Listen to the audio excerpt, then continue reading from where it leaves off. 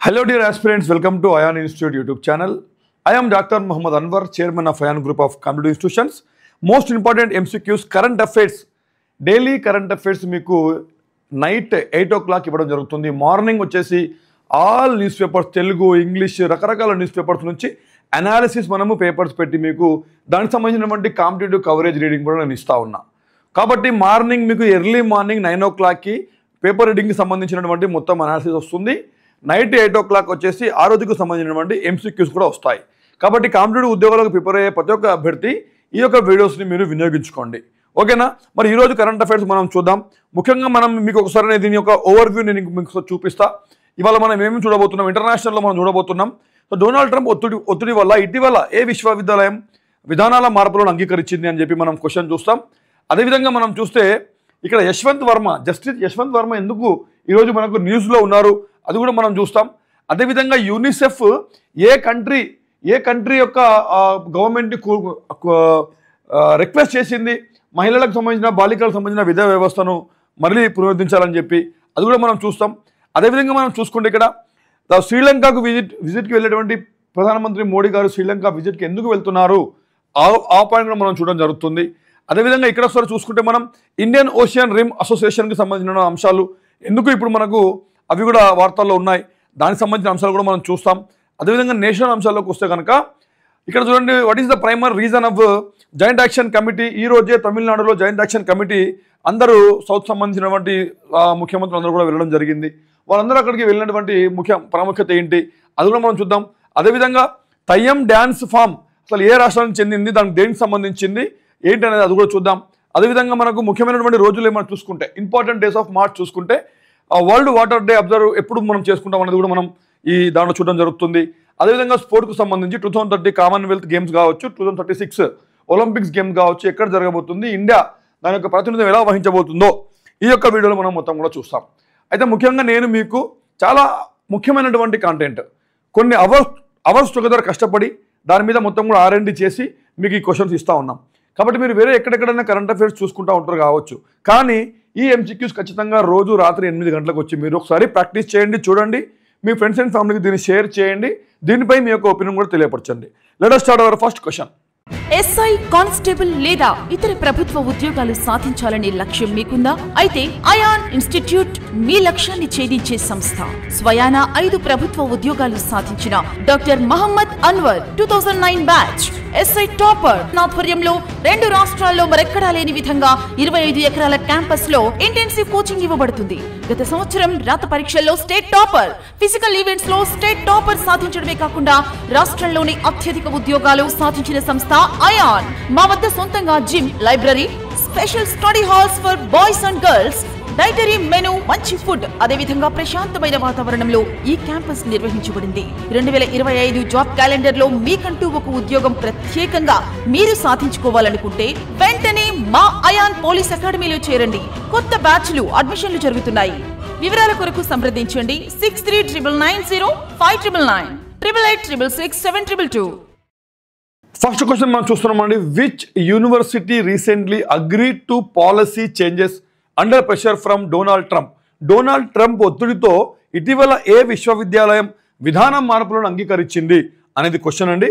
ఇది Harvard యూనివర్సిటీయా, యాలే యూనివర్సిటీయా, Colombia యూనివర్సిటీనా లేదంటే Stanford యూనివర్సిటీనా అనేది దీని యొక్క క్వశ్చన్ అండి. దీని యొక్క ఆన్సర్ వచ్చేసి మనకు కొలంబియా యూనివర్సిటీ అండి. దీని యొక్క ఆన్సర్ వచ్చేసి కొలంబియా యూనివర్సిటీ. ఈ కొలంబియా యూనివర్సిటీకి మనకు చాలా ప్రాముఖ్యత ఉందండి. ఇది ఎక్కడ ఉంటుందండి? కొలంబియా యూనివర్సిటీ ఎక్కడ ఉంటుందని అంటే ఇది న్యూయార్క్. ఎక్కడ ఉంటుంది? న్యూయార్క్లో ఇది ఉంటుందండి. న్యూయార్క్, USA న్యూయార్క్లో ఈ యొక్క యూనివర్సిటీ ఉంటుంది. మరి ఇది ప్రపంచంలో ఉన్నటువంటి యూనివర్సిటీలలోకెల్లా one of the most oldest university మనం అనుకోవచ్చు. ఓకేనా? యుఎస్లో ఉన్నటువంటి మోస్ట్ ఓల్డెస్ట్ యూనివర్సిటీ అని అనుకోవచ్చు మనం ఇది. ఓకేనా? ప్రాచీన యూనివర్సిటీలలోకెల్లా ఒకటండి ఈ యూనివర్సిటీ. ఓకే, అదేవిధంగా మనం ఇంకొక విషయం కూడా చూసుకోవచ్చు. ఇక్కడ మనకు గతంలో USA ప్రెసిడెంట్గా చేసినటువంటి Barack Obama is also alumni of this university అండి. ఇక్కడనే చదువుకున్నారు Barack Obama, alumni of this university అండి. ఇంకా అంతకంటే ముఖ్యమైనటువంటి వ్యక్తి అండి ఎవరంటే అలెగ్జాండర్ హామిల్టన్. ఓకేనా, హీఈస్ ద ఫౌండింగ్ ఫాదర్ అండి. ఇతను ఫౌండింగ్ ఫాదర్ ఆఫ్ యుఎస్ఏ. ఇతను కూడా ఇక్కడనే చదువుకోవడం జరిగింది, మన కొలంబియా యూనివర్సిటీలో ఇతను కూడా చదువుకోవడం జరిగింది. అదేవిధంగా చూసుకుంటే యుఎస్కి గతంలో పూర్వ సుప్రీంకోర్టు చీఫ్ జస్టిస్గా పనిచేసినటువంటి రుత్ బదర్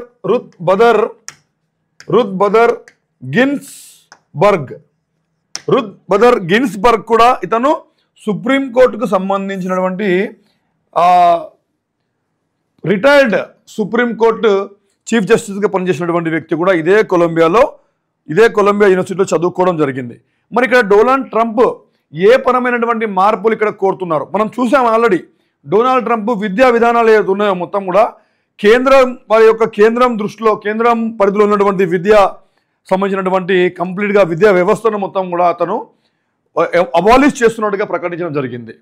అసలు విద్యా వ్యవస్థ అనేది రాష్ట్రాలకి అప్పజెప్పేస్తాం, మేము విద్య మీద డబ్బులు ఖర్చు పెట్టాం, విద్య మీద మేము ఎట్లాంటి ఇన్వెస్ట్మెంట్స్ చేయం, అది రాష్ట్రాలు వాళ్ళ విద్యా వ్యవస్థలను వాళ్ళే చూసుకోవాలి అనే విధంగా డొనాల్డ్ ట్రంప్ మాట్లాడే క్రమంలో ఇక అదేవిధంగా మనం చూస్తున్నాం, న్యూస్లో కూడా చూస్తున్నాం.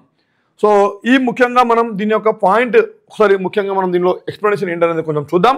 ఇక డొనాల్డ్ ట్రంప్ ఒత్తిడిలోనే కొలంబియా యూనివర్సిటీ కొన్ని పాలసీ మార్పులు అంగీకరించిందండి. ట్రంప్ ప్రభుత్వం యూనివర్సిటీలో ముఖ్యంగా ఏం చేసిందంటే ఇది $400 మిలియన్ ఆపేయడం జరిగింది. అలా ఆపేయడం వల్ల ఆ ఫెడరల్ ఫండింగ్ ఏది ఉంటుందో దాన్ని నిలిపేయడం జరిగింది. ఫెడరల్ అంటే మనం సెంట్రల్ గవర్నమెంట్ లాగా అని అనుకోవచ్చు మనం. దాన్ని నిలిపేయడం వల్ల ఇంకా వేరే దారి లేక కొలంబియా యూనివర్సిటీ వారి యొక్క పాలసీస్ని అంగీకరించడం జరిగింది. ఇది ఏంటంటే ఫస్ట్ పాలసీలో ముఖ్యమైనటువంటి మార్పులు ఏంటంటే క్యాంపస్ భద్రతా పెంపు. యూనివర్సిటీలో 36 కొత్త పోలీసులను నియమిస్తుందండి. యూనివర్సిటీలో 36 కొత్త పోలీసులను నియమిస్తున్నారు. వీరికి అరెస్ట్ చేసే అధికారం ఉంటుందంట. మొత్తం కంప్లీట్గా ఇంతకుముందు విశిష్ట అధికారాలు యూనివర్సిటీకి ఉండే, కానీ ఇప్పుడు యూనివర్సిటీలో ఇలాంటి వాళ్ళు మాస్క్ ధరించడం పర్మిషన్ లేదు. ఒకవేళ ఏదైనా మెడికల్గా ఏదైనా ప్రాబ్లం ఉంటే తప్ప, లేదంటే రిలీజియన్గా ఎవరికైనా కంపల్సరీ అయితే తప్ప ఎవరికి కూడా మాస్కులు వీళ్ళు ధరించవద్దు అని కూడా చెప్తున్నారు. అదేవిధంగా ప్రదర్శనలపై కట్టడే అండి కంప్లీట్గా. ఇక్కడ ఎట్లా ఉంటుందో పరిస్థితి మీరు చూడండి ఒకసారి. అంటే అక్కడ వాళ్ళ చేతుల్లో ఉన్న హక్కులు ప్రజాస్వామ్యాన్ని దూరం చేస్తున్నారు. యూనివర్సిటీ భవనాలలో నిరసనలు నిషేధించేసారు, కంప్లీట్గా నిషేధించారు. అదేవిధంగా నిరసనకారులను తమ యూనివర్సిటీ ఐడి చూపించాలి. నిరసనకారులు తమ యూనివర్సిటీ ఐడి కూడా బయట నుంచి ఎవరెవరో వచ్చి యూనివర్సిటీలలో నిరసనలు చేస్తూ ఉన్నారు. అదేవిధంగా ఇప్పుడు నిరంకుశ నిర్ణయాలు ఏవైతే తీసుకుంటున్నాడో దానిపై వ్యతిరేక నిరసనలు వచ్చే క్రమంలో ముందుగానే ఇదంతా కూడా చేస్తున్నాడు. విద్యా పర్యవేక్షణ చూడండి, middle eastern, south Asian, African studies డిపార్ట్మెంట్పై ఒక సీనియర్ వైస్ ప్రొవెస్ట్ పర్యవేక్షణ కూడా పెట్టబోతున్నారండి. అదేవిధంగా ఇక్కడ చూసుకుంటే యాంటీసెమిటిజం అంటే నిర్వచన మార్గం అంటే యూనివర్సిటీకి కొత్త నిర్వచనాన్ని అవలంబిస్తాయి. అలాగే ఇజ్రాయెల్ మరియు జూయిష్ స్టడీస్ విభాగాన్ని కూడా విస్తరిస్తున్నారు. ఇజ్రాయెల్ మరియు జూయిష్ స్టడీ విధానాలను కూడా విస్తరిస్తున్నారు. అయితే ఇప్పుడు వీళ్ళు విద్యా వ్యవస్థలలో తెచ్చేటువంటి మార్పులను బట్టి అక్కడ యూనివర్సిటీ స్టూడెంట్స్ వీరి మీద నిరసనలు కానీ తిరగబడడం కానీ అలాంటివి చేస్తారేమో అని చెప్పి ముందుగానే కంప్లీట్గా ఈ యొక్క కొత్త పాలసీ తీసుకొచ్చి కొలంబియా యూనివర్సిటీ మొత్తం కూడా కట్టుదిట్టం చేయడం జరిగింది. ఇది మనకు వార్తలు చాలా ప్రధానంగా వస్తుంది. ఇంకా పోతే నెక్స్ట్ క్వశ్చన్ మనం చూద్దాం. Who is justice Yashwant Varma and why has he been in the news recently? ఈ జస్టిస్ యశ్వంత్ వర్మ ఎవరు, అసలు ఎందుకు న్యూస్లో ప్రతి ఒక్క పేజీలో ప్రతి ఒక్క పేపర్లో ఫ్రంట్ పేజ్లో ఇతను రావడం జరిగింది? మరి దానికి గల కారణాలు ఏంటి అని చెప్పి మనం క్వశ్చన్ అడుగుతున్నారు. జస్టిస్ యశ్వంత్ వర్మ ఎవరు, ఆయన ఇటీవల వార్తల్లో ఇతను ఉన్నారు అనేది ప్రశ్న. A supreme court judge recently appointed as chief justice of India. Supreme court జడ్జా, అదైతే రీసెంట్లీ ఎవరు కూడా అపాయింట్ కాలేదు. A Delhi high court judge whose residence was found with and unaccounted cash after a fire accident. Yes, ఇది దీని యొక్క ఆప్షన్ అండి. ఇతను ఒక ఢిల్లీకి సంబంధించిన హైకోర్టు జడ్జ్ అండి. వీరి ఇంట్లో ఏమైందంటే ఒకసారి యాక్సిడెంట్ అవుతుంది. అయినప్పుడు వాళ్ళు ఎవరైతే ఫైర్కి సంబంధించినటువంటి డిపార్ట్మెంట్ వాళ్ళు వచ్చి ఆ మంటలను ఆర్పుతూ ఉంటారో వాళ్ళ కంప్లీట్గా అన్అకౌంటబుల్ చాలా పెద్ద ఎత్తున మనీ అనేది వాళ్ళకి అక్కడ దొరుకుతుంది. ఆ డబ్బులు మొత్తం కూడా ఒక బ్లాక్ మనీయా, ఇంత డబ్బులు ఎక్కడిది, ఈ యొక్క డబ్బులు ఎక్కడి అని చెప్పి ఎంక్వైరీ స్టార్ట్ అయిపోయింది. ఆ దాంట్లో భాగంగానే ఈ యొక్క జస్టిస్ యశ్వంత్ వర్మ అనేటువంటి వ్యక్తి చాలా సీరియస్గా వార్తల్లో ఉన్నారు. చాలా ఎలిగేషన్స్ కూడా వస్తున్నాయి. అవినీతి చేసి ఇంత డబ్బులు సంపాదించాలని చెప్పి ఎలిగేషన్స్ కూడా వస్తున్నాయి. మరి వీరికి సంబంధించినటువంటి కొన్ని విషయాలు మనం చూద్దాం. జస్టిస్ భారత న్యాయ వ్యవస్థలో ప్రముఖ న్యాయమూర్తి అండి. అయితే అలహాబాద్కు సంబంధించినటువంటి వ్యక్తి, ఉత్తరప్రదేశ్లో జన్మించారు. అలహాబాద్కి వ్యక్తి ఉత్తరప్రదేశ్లో జన్మించారు. ఓకే, ఉత్తరప్రదేశ్లో జన్మించడం జరిగింది. ఓకే, ఉత్తరప్రదేశ్ జన్మించారు. ఇతను మనము సరే బీకామ్ చదువుకున్నాడు. అదేవిధంగా రేవా విద్యాలయంలో మధ్యప్రదేశ్లో LLB అయింది. అయితే ముఖ్యమైనటువంటి పాయింట్ ఏంటంటే ఇక్కడ మనం ముందుగా చూడాల్సింది ఏంటంటే అలహాబాద్ హైకోర్టులో రాజ్యాంగ, కార్మిక, పరిశ్రమ, కార్పొరేట్ పన్నుల వంటి అంశాలలో ఇతనికి ప్రత్యేకత ప్రాక్టీస్ చేశారు. అయితే ప్రత్యేక న్యాయవాదిగా 2006 నుండి న్యాయమూర్తిగా నియామకం మరియు అలహాబాద్ హైకోర్టుకు చీఫ్ స్టాండింగ్ కౌన్సిల్ 2012 నుండి 2013 వరకు ఉత్తరప్రదేశ్ ప్రభుత్వానికి చీఫ్ స్టాండింగ్ కౌన్సిల్ కూడా పనిచేయడం జరిగింది. సీనియర్ అడ్వకేట్గా 13 నుంచి అలహాబాద్ హైకోర్టు ద్వారా నియమించబడ్డారు సీనియర్ అడ్వకేట్గా. మరి న్యాయమూర్తిగా ఎప్పటి నుంచి చేస్తున్నారంటే 2014 అలహాబాద్ హైకోర్టులో అడిషనల్ జడ్జిగా ఇతను పదవి స్వీకరించడం జరిగింది. అక్టోబర్ 13, 2014 నుంచి అలహాబాద్ హైకోర్టులో అడిషనల్ జడ్జిగా ఉన్నారు. సో మరి ఇక్కడ న్యాయమూర్తిగా ఫిబ్రవరి 1 నుంచి 2016 న్యాయమూర్తిగా ఇతను చేయడం జరుగుతుంది. సో బదిలీ మీద అక్టోబర్ 11, 2021 ఢిల్లీ హైకోర్టుకు వచ్చారండి. ఇప్పుడు ప్రజెంట్గా తాజాగా ఏంటంటే జస్టిస్ వర్మ గారి ఢిల్లీ నివాసంలో అగ్ని ప్రమాదం సంభవించిందండి. ఈ ఘటనలో అగ్ని సిబ్బంది చెప్పాను కదా, అనధికారికంగా ఉన్నటువంటి నగదును వాళ్ళు చూశారు. సుప్రీంకోర్టు కొలీజియం ఆయనను తిరిగి అలహాబాద్ హైకోర్టుకు బదిలీ చేయాలని నిర్ణయించింది. కొలీజియం అంటే ఏంటండి? కొలీజియం అంటే సుప్రీంకోర్టు జడ్జిలను కావచ్చు, హైకోర్టు జడ్జిలను కావచ్చు ఎన్నుకునేటువంటి సిస్టమ్ అండి అది కొలీజియం అనేది. దాంట్లో చీఫ్ జస్టిస్ ఆఫ్ ఇండియా కూడా ఉంటారు.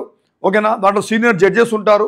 సో ఈ కొలీజియం మనం దాని గురించి మనకు పాలిటీలో మనం మొత్తం కూడా చూసాం, ఇంతకుముందుగా మనం చూడడం జరిగింది. మరి ఒకవేళ ఒక చిన్న పాయింట్ నేను మీకు చెప్తానండి. ఒకవేళ ఏదైనా న్యాయమూర్తి కావచ్చు, హైకోర్టు న్యాయమూర్తి లేదా సుప్రీంకోర్టు న్యాయమూర్తులు వీరు ఏదైనా అవినీతికి పాల్పడితే మరి వీళ్ళని డైరెక్ట్గా మనం వీళ్ళను సస్పెండ్ కానీ లేదంటే వాళ్ళ యొక్క విధుల నుంచి తొలగించవచ్చా అన్నట్టు తొలగించలేమండి. దానికి ఒక పర్టికులర్ ప్రొసీజర్ ఉంటుందండి. దానికి విచారణ విధానం ఎలా ఉంటుంది? విచారణ విధానం independent judiciary, independent in-house enquiry అండి ఇది. రెండోది ఏం చేయవచ్చు అంటే రాష్ట్రపతి అనుమతుల ద్వారా జ్యుడిషియరీ కమిటీ వేయవచ్చు.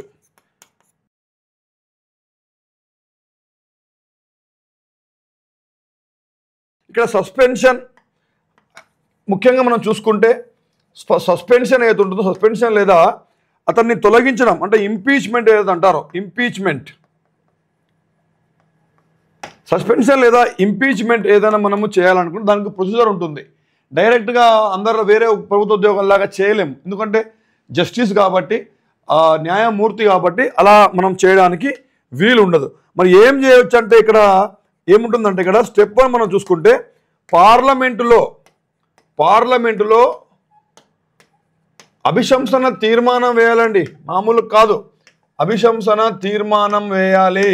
ఆ తీర్మానం కూడా మనకు దాదాపుగా 2/3 మెజారిటీతో అలో కావాలి.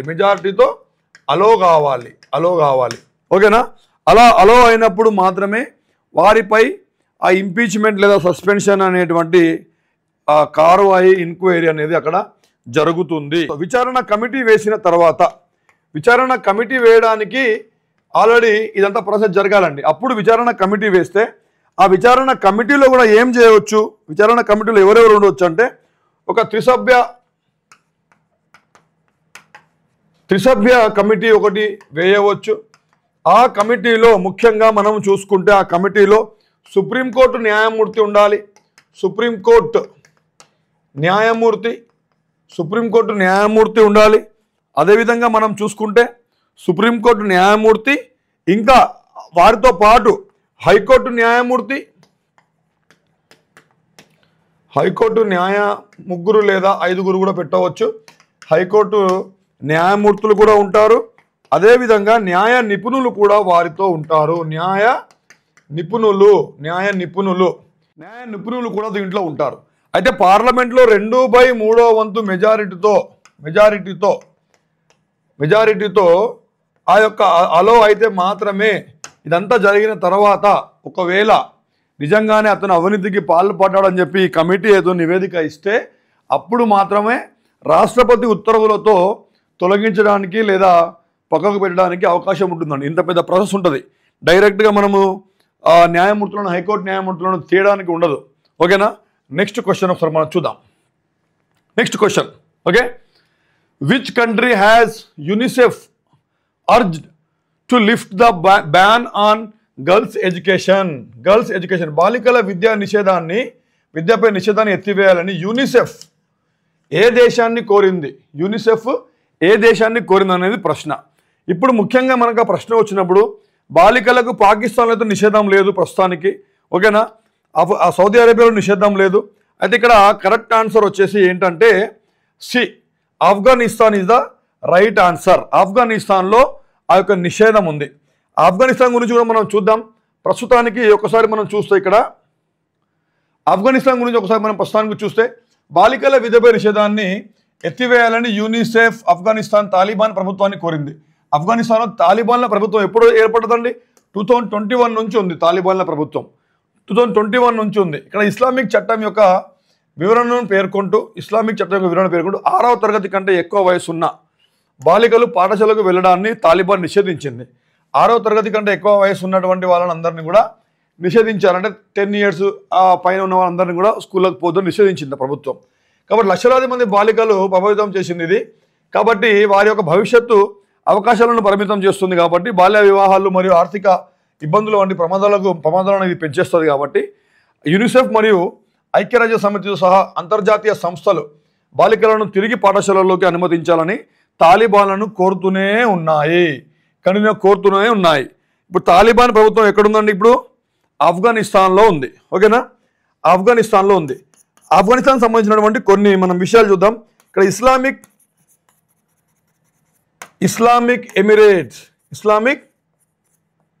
ఎమిరేట్ ఆఫ్ ఆఫ్ఘనిస్తాన్ అని ఇప్పుడు ఈ యొక్క దేశాన్ని పిలవడం జరుగుతుంది.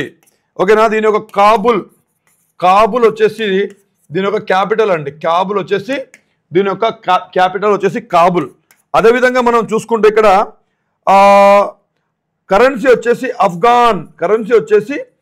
అఫ్ఘాన్ లేదా అఫ్ఘానీ AFN అని మనం రాస్తూ ఉంటాం కరెన్సీకి సంబంధించి.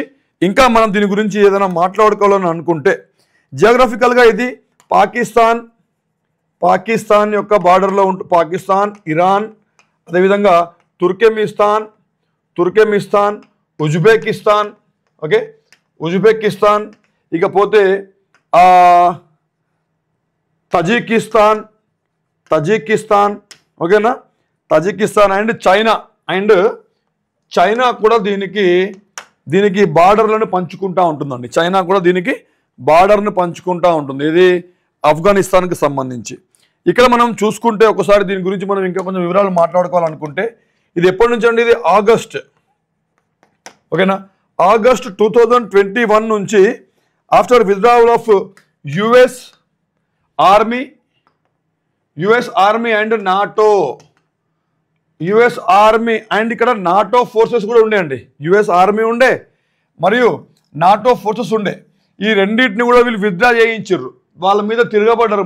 తిరగబడి వాళ్ళు విత్డ్రా చేసుకున్నారు. వాళ్ళు అక్కడ నుంచి విత్డ్రా కాగానే 2021 ఆగస్టులో తాలిబాన్ల ప్రభుత్వం ఇక్కడ ఏర్పడడం జరిగింది. అమ్మాయిలకు సంబంధించినటువంటి చదువును బ్యాన్ను నిషేధించడాన్ని మీరు ఎత్తివేయండి అని చెప్పి అడగడం జరిగింది. ఓకేనా? ఒకసారి ఇప్పుడు నెక్స్ట్ క్వశ్చన్ చూద్దాం. During his visit to Sri Lanka on April 5, 2025, what key project is Prime Minister Narendra Modi expected to inaugurate in the Trincomalee district. ఓకేనా? ఇక్కడ April 5, 2025 శ్రీలంక పర్యటన సందర్భంగా అంటే April 5 శ్రీలంక పర్యటనకు వెళ్తున్నారు. ప్రధానమంత్రి నరేంద్ర మోడీ ట్రింకమలీ అనే జిల్లాలో కీలక ప్రాజెక్టు ప్రారంభించనున్నారు. ఆ యొక్క కీలక ప్రాజెక్టు దేనికి సంబంధించినటువంటి ప్రాజెక్ట్ అనేది ఇక్కడ మనకు question. Option a new international ఎయిర్పోర్టా, ఎయిర్పోర్ట్ కోసం అయితే వెళ్ళట్లేదు, సోలార్ పవర్ ప్లాంట్ కోసమా, కల్చరల్ నేవల్ బేస్ కోసమా, నేవల్ బేస్ కోసం కూడా కాదు, కల్చరల్ సెంటర్ గురించి కాదు. ఆప్షన్ వచ్చేసి బి, ఏ సోలార్ పవర్ ప్లాంట్కి సంబంధించినటువంటి ఇనాగరేషన్ చేయడానికి ఇక్కడ వెళ్ళడం జరుగుతుంది. ఇక్కడ ఒకసారి చూడండి, ప్రధానమంత్రి నరేంద్ర మోడీ 2025 ఏప్రిల్న ఈ పర్యటనలో శ్రీలంక అధ్యక్షుడు అనుర కుమార దిశానాయక అనేటువంటి వ్యక్తి ఈ భారతదేశాన్ని సందర్శించినప్పుడు చర్చించిన ఒప్పందాలను ఖరారు చేసుకున్నారు. అయితే ఇక్కడ ముఖ్యంగా మనం చూసుకుంటే ఇక్కడ చూడండి, ఆకర్షణ త్రికోణమలై జిల్లా సంపూర్ ప్రాంతంలో సోలార్ పవర్ ప్లాంట్ నిర్మాణం ప్రారంభం చేస్తున్నారు. సోలార్ పవర్ పాయింట్ దీనికి ఎవరెవరు ఉన్నారండి? ఇక్కడ Ceylon electric board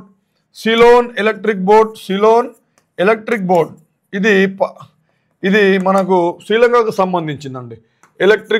Ceylon electric board and మన ఎన్టీపీసీ అండి, ఓకేనా. మన NTPC national thermal power corporation NTPC అవుతుందో వారి ఉమ్మడి భాగస్వామ్యంగా ఈ ప్రాజెక్టు శ్రీలంక మరియు భారతదేశం కొత్తగా రీన్యూవబుల్ ఎనర్జీని బలోపేతం చేయడానికి ఈ యొక్క వీళ్ళు చేయడం జరుగుతుంది. శ్రీలంకకు సంబంధించినటువంటి శ్రీలంక దేశంలో ఇది జరుగుతుంది కాబట్టి శ్రీలంకకు సంబంధించినటువంటి క్యాపిటల్ ఏంటండి? శ్రీలంక క్యాపిటల్ ఏంటి? క్యాపిటల్ సిటీ జయవర్ధనపుర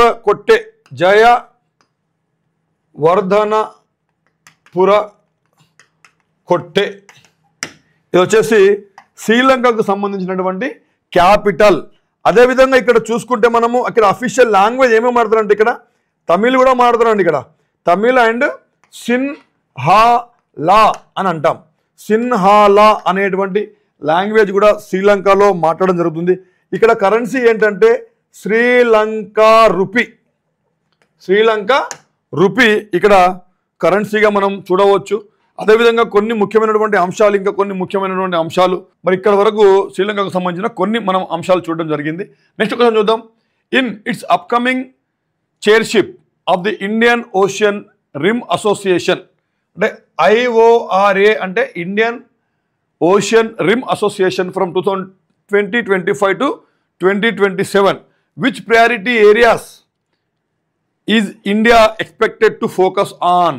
ఓకేనా. 2025 నుండి 2027 వరకు జరగనున్న ఇండియన్ ఓషన్ రిమ్ అసోసియేషన్ అంటే IORA అధ్యక్షతలో భారతదేశం ఏ ప్రాధాన్యత రంగాలలో దృష్టి సారిస్తుందని భావిస్తున్నారు? అయితే ఇక్కడ మనం చూసుకుంటే ఒకసారి ఇక్కడ maritime safety and security and blue economy గురించి దీని యొక్క ఆన్సర్ వచ్చేసి maritime safety and security and blue economy. ఇక్కడ ముఖ్యంగా మనం ఒకసారి చూసుకుంటే ఏదైతే IORA ఏదైతే ఉందో దీని యొక్క ఫుల్ ఫామ్ ఏంటంటే దీని యొక్క ఫుల్ ఫామ్ ఇక్కడనే ఉంది ఆల్రెడీ.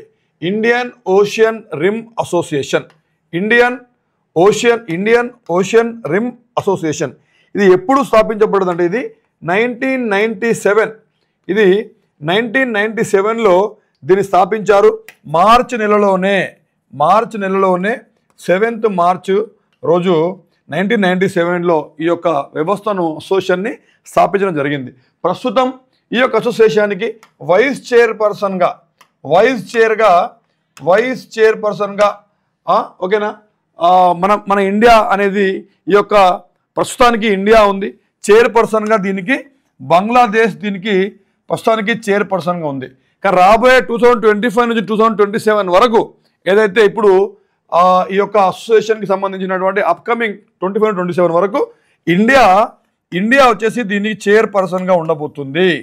ఇండియా అనేది దీని యొక్క అధ్యక్షత వహించబోతుంది. దీనికోసం ఇండియన్ ఓషన్ అంటే ఇది చూడండి, ఇండియన్ ఓషన్ పరివాహక ప్రాంతాలు, ఇండియన్ ఓషన్ చుట్టుపక్కల ఏదైతే ప్రాంతం ఉందో ఆ ఇండియన్ ఓషన్ సంబంధించిన హిందూ మహాసముద్రం ఏదైతుందో ఆ హిందూ మహాసముద్రం ఏరియాలో వచ్చేటువంటి ఆ మొత్తం పరిరక్షించడం, ముఖ్యంగా చూసుకుంటే దాన్ని సేఫ్ గార్డ్ చేయడం, దాని మ్యారిటైమ్ సేఫ్టీ, అదేవిధంగా దాని సెక్యూరిటీకి సంబంధించినటువంటి అంశాలు మొత్తం కూడా చూడడం, దానికోసం ఏర్పడినటువంటి అసోసియేషన్ ఇది IORA అనేటువంటి association.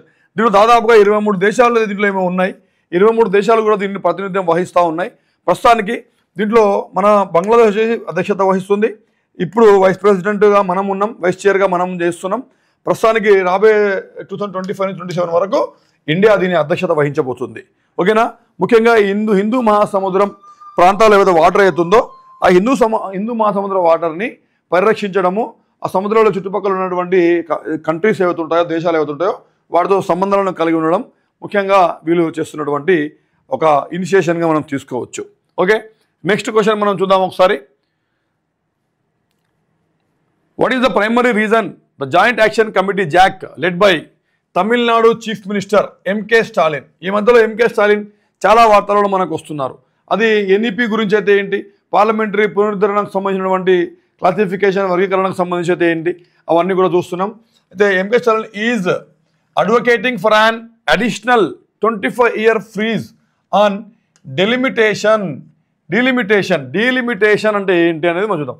Delimitation of parliamentary constituencies. ఓకేనా.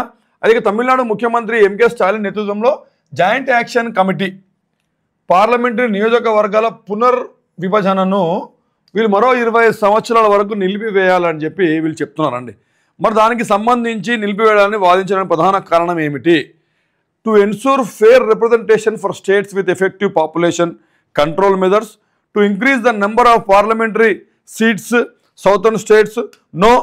To reduce the influence of northern states in parliamentary, no. To implement new population based delimitation immediately, no. Option 1 వచ్చేసి దీని యొక్క answer. To ensure fair representation for states. ఓకేనా. Fair representation for states with effective population. ఇది ముఖ్యంగా మనం చూసుకుంటే parliamentary నియోజకవర్గాల పునర్విభజన చేయడం అనేది జరుగుతుంది. సెంట్రల్ గవర్నమెంట్ ఇప్పుడు ఏం చేసిందంటే, ఇప్పుడు మనం గత కొన్ని సంవత్సరాలుగా చూసుకుంటే ఇప్పుడు ఎప్పుడో 2011కి సంబంధించిన సెన్సెక్సే మనకి ఇప్పటిదాకా నడుస్తూ ఉంది. ఓకేనా. మన జనగణన అవుతుందో 2011 సంబంధించిన సెన్సెక్సే ఇప్పటివరకు నడుస్తూ ఉంది. మరి ఇప్పుడు నార్త్ ఇండియా మొత్తం కూడా పార్లమెంటరీ నియోజకవర్గాలను మళ్ళీ వీళ్ళు పునర్విభజన చేస్తే, అక్కడ ఉన్నటువంటి జనాభా ఆధారితంగా కనుక పునర్విభజన చేస్తే మన దగ్గర సౌత్ ఇండియాలో మొత్తం సీట్ల యొక్క వాటా మొత్తం కూడా తగ్గిపోతుంది.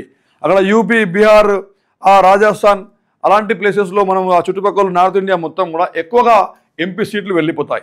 అప్పుడు ఈ కేంద్ర ప్రభుత్వానికి సంబంధించినటువంటి విషయాలలో సౌత్ ఇండియాకి సంబంధించిన పెద్ద ఇంపాక్ట్ ఏమీ కూడా ఉండదు. కాబట్టి ఈ సీట్లు తగ్గిపోతాయి.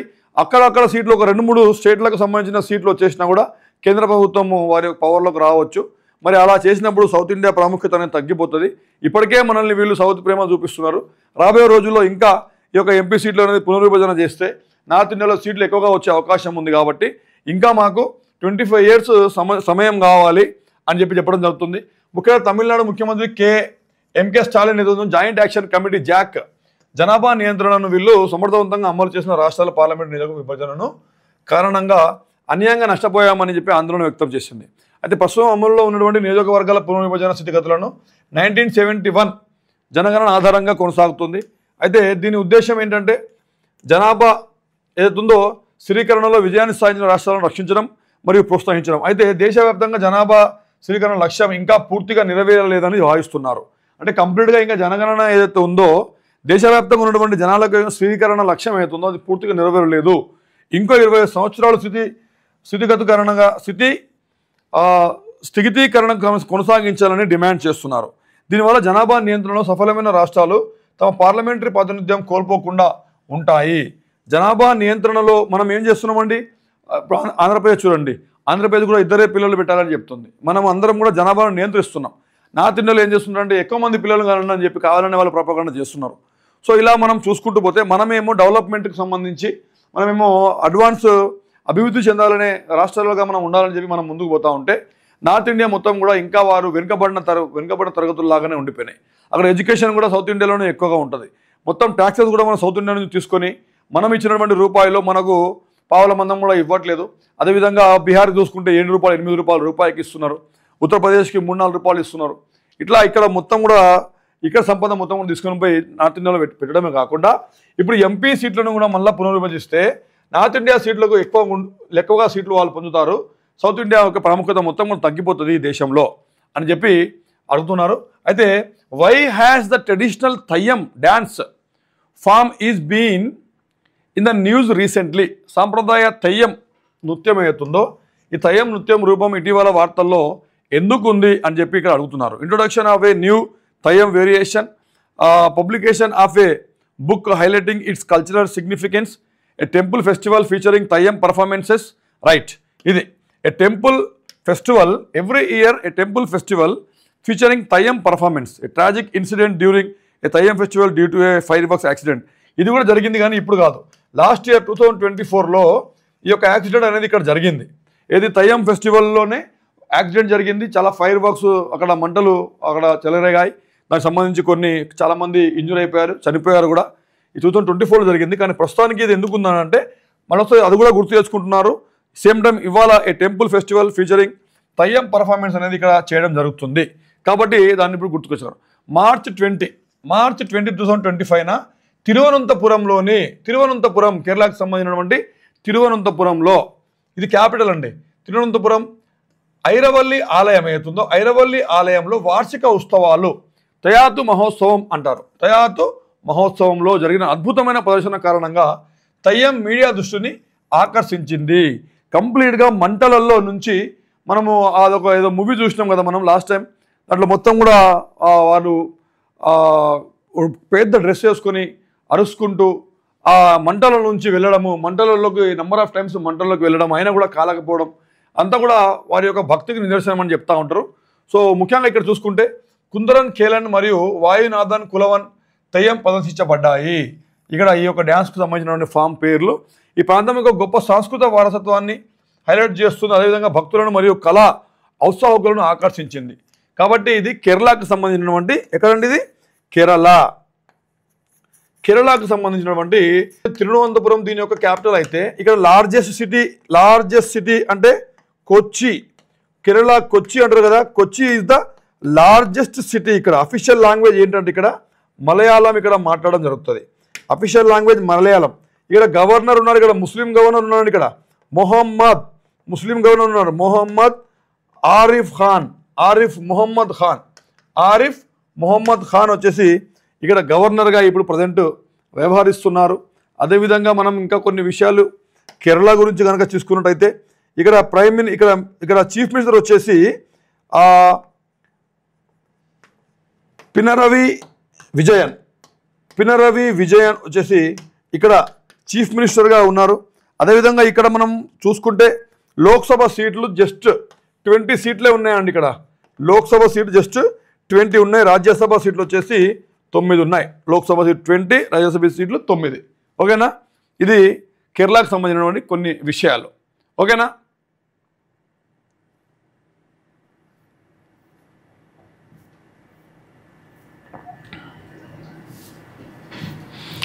ఓకే, నెక్స్ట్ ఒకసారి చూద్దామండి. When is world water day observed globally? World water day ఎప్పుడండి? ఈరోజే వరల్డ్ వాటర్ డేని మనము జరుపుకుంటామండి. ఆ వరల్డ్ వాటర్ డేకి సంబంధించినటువంటి కొన్ని విషయాలు మనం చూద్దాం. మంచినీటి సంరక్షణ, స్థిరమైన నీటి నిర్వహణ. ముఖ్యంగా ఏంటంటే మంచినీటి సంరక్షణ, స్థిరమైన నీటి నిర్వహణ. ఇప్పుడు మనం గ్లోబలైజేషన్ చూస్తున్నాం. మొత్తం కూడా ఎక్కడ చూసినా కూడా మనం అందరం కూడా ప్రైవేటీకరణ జరిగిపోతుంది. ఈ ప్రైవేటీకరణ వల్ల, గ్లోబలైజేషన్ వల్ల ఏమవుతుంది, ఇంకుడు గుంతలు మొత్తం కూడా మనం పెట్టుకోవలేం. ఎక్కడ చూసినా కూడా రోడ్లు మొత్తం కూడా సిమెంట్, లేకపోతే కంప్లీట్గా కాంక్రీట్, లేకపోతే టైల్స్, ఇవన్నీ కూడా మనం పెడుతున్నాం. ఇంతకుముందు ఇండ్ల ముంగట మనకి ఇట్లా ఉండేది, మొత్తం కూడా నార్మల్గా ల్యాండ్ ఉండేది. నీళ్లు పడ్డప్పుడు మళ్ళీ మనకు భూగర్భ జలాలు మొత్తం కూడా నిండిపోయేది. కానీ ఇప్పుడు ఆ పరిస్థితి లేదు. ఎక్కడ చూసినా కూడా కాంక్రీట్, రోడ్డు, ప్రైవేటీకరణ, కన్స్ట్రక్షన్స్, ఇదంతా కూడా రియల్ ఎస్టేట్లు జరుగుతున్నాయి. కాబట్టి ఎక్కడక్కడ కూడా భూమిలో ఉన్నటువంటి జల పర్సంటేజ్ మొత్తం తగ్గిపోతుంది.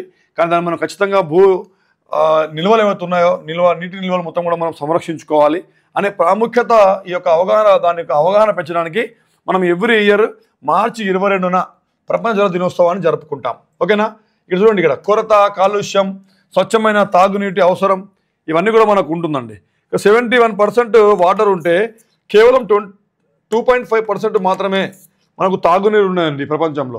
75% వాటర్ 71% వాటర్ ఉంటే దాంట్లో 2.5% మాత్రమే తాగునీరు ఉన్నాయి. కాబట్టి మనం నీటిని సంరక్షించుకోవాలి, జాగ్రత్తగా కాపాడుకోవాలి అనే ముఖ్యమైనటువంటి అంశం ఇక్కడ మనం చూస్తున్నాం. అయితే ఇక్కడ ప్రతి సంవత్సరం ఈ నీటి సంరక్షణ, అదేవిధంగా వివిధ అంశాలపై దృష్టి పెట్టాలని దీని యొక్క ప్రాముఖ్యత ఉంటుంది. ఈసారి దీని యొక్క థీమ్ ఏంటనంటే గ్లేసియర్ ప్రిజర్వేషన్ సంరక్షించుకోవాలి మనం.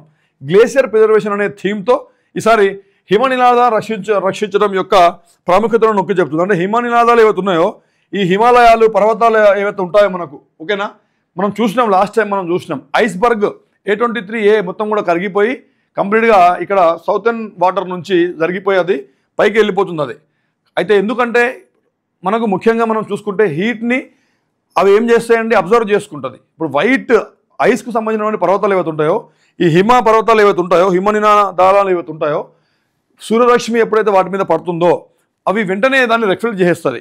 ఎంత తెల్లగా ఉంటే అంత రిఫ్లెక్షన్ ఫాస్ట్గా రిటర్న్ వెళ్ళిపోతాయి. కానీ ఈ కాలుష్యం వల్ల, దీనివల్ల అది కరిగిపోతూ, అదేవిధంగా దాని తెల్లదనాన్ని తగ్గిపోతుంటే ఏమవుతుందంటే హీట్ను అబ్జర్వ్ చేస్తుంటుంది.